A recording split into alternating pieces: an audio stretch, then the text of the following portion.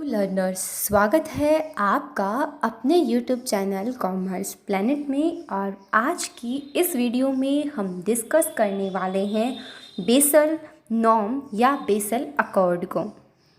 तो बेसल एक banking supervisory authority है जो इंटरनेशनल लेवल पे वर्क करती है और इंडिया में सुपरवाइजरी अथॉरिटी RBI है। इसे हम एक कहानी के माध्यम से शुरू करते हैं तो आपको बहुत आसानी से बेसल नॉर्म समझ में आ जाएगा। ये बात है 1914 और 1918 के बीच की, जब USA और जर्मनी के बीच में फर्स्ट वर्ल्ड वॉर हो गया। तब प्रोडक्शन जो था वो धीरे धीरे कम होता गया, सारे रिसोर्सेज की स्कैरसिटी हो गई, जिसकी वजह से अंडर प्रोडक्शन की सिचुएशन अराइज हो गई। साथ ही साथ बैंकों की सिचुएशन भी खराब होने लगी। तब दोनों देशों ने मिलकर अपनी बिगड़ी हुई अर्थव्यवस्था को सुधारने का सोचा और उन्होंने निर्णय लिया कि क्यों ना जो प्रोडक्शन फार्मर्स के द्वारा किया जा रहा है उसे गवर्नमेंट परचेज कर ले। ऐसे में गवर्नमेंट के द्वारा परचेज किया जाने लगा प्रोडक्शन को और बैंकों को ऑर्डर दिया गया कि वो फार्मर्स को लोन प्रोवाइड करवाए ताकि प्रोडक्टिविटी को इन्हांस किया जाए। एक समय आया कि फार्मर्स ने बहुत ज़्यादा प्रोडक्शन करना शुरू कर दिया, बैंक ने उनके परचेज करना शुरू किया। लेकिन जब ओवर प्रोडक्शन होगा तो ऑब्वियस सी बात है, इकोनॉमिक की कंसेप्ट अगर आप डिमांड वाला जानते हो तो आप ये जान पाएंगे कि जब सप्लाई ज़्यादा होती है तो डिमांड कम हो जाती है। जैसे जैसे प्रोडक्शन ज़्यादा हुआ फार्मर्स के प्रोडक्ट्स की डिमांड कम होती गई। साथ में अगर उनकी डिमांड कम होगी तो फार्मर्स की अर्निंग भी कम होगी। अर्निंग कम होगी तो वो बैंकों को इंटरेस्ट कम पे कर पाएंगे और अगर बैंक को इंटरेस्ट कम मिलेगा तो बैंक की अर्निंग नहीं होगी। बैंक अपने लोन का जो लोन उन्होंने लिया था उनकी फाइनेंशियल सिचुएशन ऐसी नहीं थी, क्योंकि ऑलरेडी बैंक ने फार्मर्स के लिए सारे पैसे इशू कर चुकी है। अब उनके पास किसी तरह का कोई रिजर्व नहीं है कि वो इस घाटे की भरपाई कर पाए। और बड़े लेवल पे USA के बैंक्स की फेलियर सिचुएशन अराइज हो गई, कैपिटल एडिक्वेसी बिल्कुल नहीं थी। तो ऐसे में एक कमेटी का गठन किया गया जिसे बेसल शहर में बनाया गया, यानी कि BCBS, basal committee on banking supervision. क्योंकि किसी भी देश की अर्थव्यवस्था में बैंक एक रीढ़ की हड्डी का काम करता है। अगर बैकबोन सही है तो उस देश की अर्थव्यवस्था काफ़ी अच्छे से चल सकती है। BCBS का 1974 में फॉर्मेशन हुआ और उसके बाद फाउंडेड हुई एक कमिटी जो कि BSI, जिसकी 60 कंट्रीज मेंबर है और इंडिया भी उसमें से एक है। BSI की फुल फॉर्म है बैंक ऑफ इंटरनेशनल सेटलमेंट। ये लोकेटेड है बेसल, स्विट्जरलैंड के अंदर। बेसल एक सिटी का नाम है। इसे 17 मई 1930 को फॉर्म किया गया। यानी कि बेसल केवल रिकमेंडेशन और गाइडलाइन इशू करता है ताकि बैंक अपना बेस्ट परफॉर्म कर सके। अगर हम इंडिया के रेस्पेक्ट में बात करें तो RBI ने बेसल नॉर्म को कंपल्शन कर दिया है, यानी आपको इसे मैंडेटरी कर दिया गया है फॉलो करना।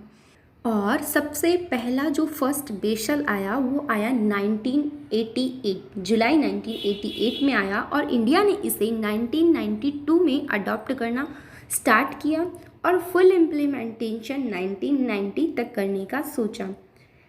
जो फर्स्ट बेसल था उसका इफ़ेक्ट शुरू हुआ 1 अप्रैल 1992 से। 27 बैंक इसमें पार्टिसिपेटेड थे, यूको बैंक और इंडियन बैंक को छोड़कर। बैंकिंग पिलर्स को बताने से पहले मैं आपको एक बात बता देती हूँ। CAR यानी CRAR, या फिर जिसे हम बोलते हैं कैपिटल एडिक्वेसी रेशियो, और दूसरा नाम है capital to risk weighted asset ratio. और इसके अलावा एक फुल फॉर्म और है RWA यानी रिस्क वेटेड एसेट। आपको ये जान लेना होगा कि हमारे बैंक के पास भी कुछ एसेट्स होती है, उन पे भी हम एक रिस्क फैक्टर मान के चलते हैं, उनके लिए प्रोविजन बना के रखते हैं। तो जब आप अपनी एसेट को वेटेड रिस्क फैक्टर से मल्टीप्लाई कर देंगे तो यानी रिस्क फैक्टर मल्टीप्लाई होगा आपके एसेट से, तो जो आपको फैक्टर्स मिलेंगे उसे आप रिस्क वेटेड फैक्टर बोलेंगे और इनका आप टोटल कर लेंगे। यानी आप CAR कैपिटल एडिक्वेसी रेशियो निकालने के लिए अपने टोटल कैपिटल लिख देंगे, डिवाइड कर देंगे आप रिस्क वेटेड एसेट से और मल्टीप्लाई करेंगे 100 से।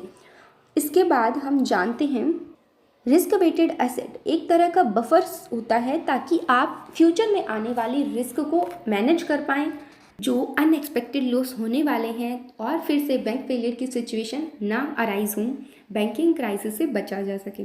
अब हम बताते हैं बैंक जो फर्स्ट बेसल था उसमें कौन कौन से पिलर्स थे। पहली बात तो फर्स्ट जो बेसल था उसमें फोकस किया गया आपकी क्रेडिट रिस्क के ऊपर। पिलर 1 है आपका कंस्टिट्यूट टू कैपिटल, यानी कि आपको capital as a reserve treat करना है। दूसरा है आपको रिस्क वेटेड, आपका डिफरेंट होगा। आपको टारगेट स्टैंडर्ड रेशियो 8% रखना है, यानी कि कम से कम 4% आप टायर 1 और 4% आप टायर 2 के लिए कैपिटल रखेंगे। आगे वाली स्लाइड में हम जानेंगे टायर 1 कैपिटल क्या होता है और टायर 2 कैपिटल क्या होता है। फोर्थ था ट्रांजैक्शन और इम्प्लीमेंटिंग फेज़, यानी कि जो आपने 8% टारगेट सेट किया है कैपिटल एडिक्वेसी रेशियो का, उसके अंदर आपको 1990 तक 7.25 का जो टारगेट है वो अचीव करना है और 1992 तक 8% टारगेट अचीव करना है। ऐसा डिसाइड किया गया बेसल अकॉर्ड। बेसल 2 जो था वो इशू किया गया 2004 के अंदर और इंडिया ने इसकी इम्प्लीमेंटेशन स्टार्ट की 2004 के अंदर। साथ ही साथ टारगेट रखा गया कि इसे पूरा अचीव कर लिए जाएंगे टारगेट्स 31 मार्च 2015 तक। इसके 3 पिलर्स हैं। पहला है मिनिमम कैपिटल रिक्वायरमेंट, यानी आपको कैपिटल एडिक्वेसी के तौर पे 8% अपने पास रिजर्व रखना है और इंडिया ने इसे 9% मेंटेन रखने को कहा है बैंकों को। इसमें 3 फैक्टर की रिस्क इन्वॉल्व की गई है, ऑपरेशनल रिस्क, मार्केट रिस्क और कैपिटल रिस्क। इन पिलर है हमारा सुपरविजन रिव्यू प्रोसेस, जिसके अंदर हमारा रेगुलेटर बैंक इंटरेक्शन करेगा अदर बैंक के साथ और ये चेक करेगा कि क्या बेसल के नॉर्म प्रॉपरली फॉलो हो रहे हैं या नहीं। तीसरा है डिस्क्लोजर एंड मार्केट डिसिप्लिन, बैंकों को डिस्क्लोज करना होगा पब्लिक के सामने और साथ ही साथ बैंकिंग जो अथॉरिटी है उनके सामने कि बेसल को वो कैसे फॉलो कर रहे हैं। और अगर हम बेसल 3 की बात करें तो ये 2010 में आया और अमेंडमेंट आया इसमें 2011 में। इंडिया ने अडॉप्ट किया अमेंडमेंट को 1/4/2015 को और फुल इम्प्लीमेंटेशन की बात थी 31/3/2019 तक करने की। जो एक्चुअल 2010 में बेसल 3 आया उसको हमने अप्लाई कर दिया था 2013 में। बताया गया कि आपको कैपिटल एडिक्वेसी रेशियो 9% रखना है, चाहे पब्लिक बैंक हो या प्राइवेट बैंक। अगर कोई न्यूली प्राइवेट बैंक है तो उसे 10% CAR मेंटेन करना है और लोकल एरिया के बैंक को 15% कैपिटल एडिक्वेसी रेशियो मेंटेन करना है। इन जनरल जो ओवरऑल कैपिटल एडिक्वेसी रेशियो बताया गया वो था 10% से लेकर 14% मेंटेन किया जा सकता है। इंडिया ने इसे 11.5% तक मेंटेन करने का टारगेट रखा। 9% इन जनरल और 2.5% था capital conservation buffer tyre 1 capital के रिगार्डिंग।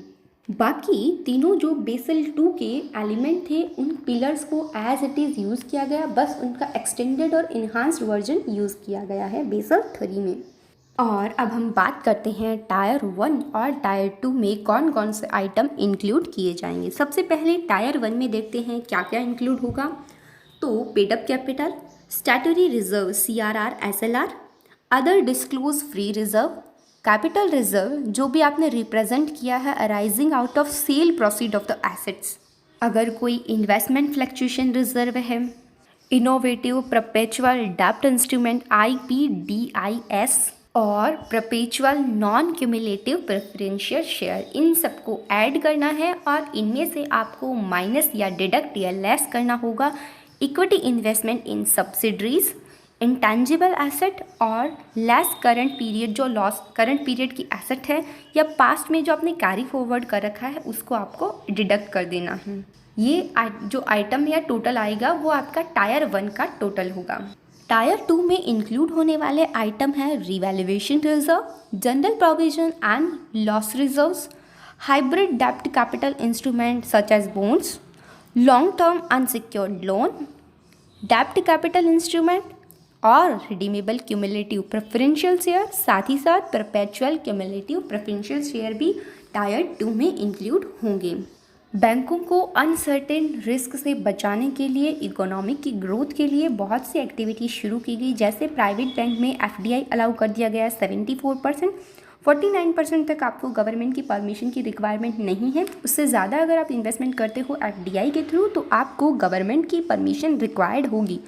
पब्लिक सेक्टर बैंक के लिए 20% विदाउट गवर्नमेंट परमिशन है और एसेट सिक्योरिटाइजेशन 100% अलाउ हो चुका है। साथ ही साथ आपको एक नई टर्म बता देते हैं, जब बैंकिंग और पैरा बैंकिंग दोनों को मिला दिया जाता है तो इसे हम यूनिवर्सल बैंकिंग कहेंगे। डायरेक्ट क्वेश्चन कई बार आ जाता है। इसके साथ इंद्रधनुष बैंक स्कीम एक लॉन्च की गई ताकि बैंकों को प्रोटेक्ट किया जा सके। जो भी अनफोर्सेबल लॉसेस हैं, फ्यूचर्स में रिस्क अराइज होने वाली है उसके रिगार्डिंग, ये पब्लिक सेक्टर बैंक के लिए स्कीम थी जनरली। तो ए से है आपका अपॉइंटमेंट, क्योंकि इंद्रधनुष में आपने देखा होगा 7 कलर होते हैं, वैसे ही इस स्कीम में A to Z यानी 7 अल्फ़ाबेटिकल ऑर्डर में अलग अलग जो पिलर्स या आइटम्स है वो इंक्लूड किए गए हैं। ए से है आपका अपॉइंटमेंट, बी से है बैंक बोर्ड ब्यूरो, सी से है आपका कैपिटलाइजेशन जिसमें आपको 25 करोड़ 25 10 और 10 यानी कि हर साल इतना इतना कैपिटलाइज करना है। डी से हो जाएगा डी स्ट्रेसिंग करना। ई से हो जाएगा आपका। आज की इस वीडियो में आपने कुछ भी नया सीखा हो तो प्लीज़ वीडियो को लाइक कीजिए, चैनल को सब्सक्राइब कीजिए और साथ ही साथ शेयर कीजिए।